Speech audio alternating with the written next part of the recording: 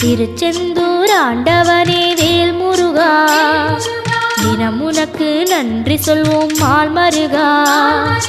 திருவடியில் தவம் இருப்போம் திருமுருகா, தீப்பெழுது நலமெனவே வடிவழகா.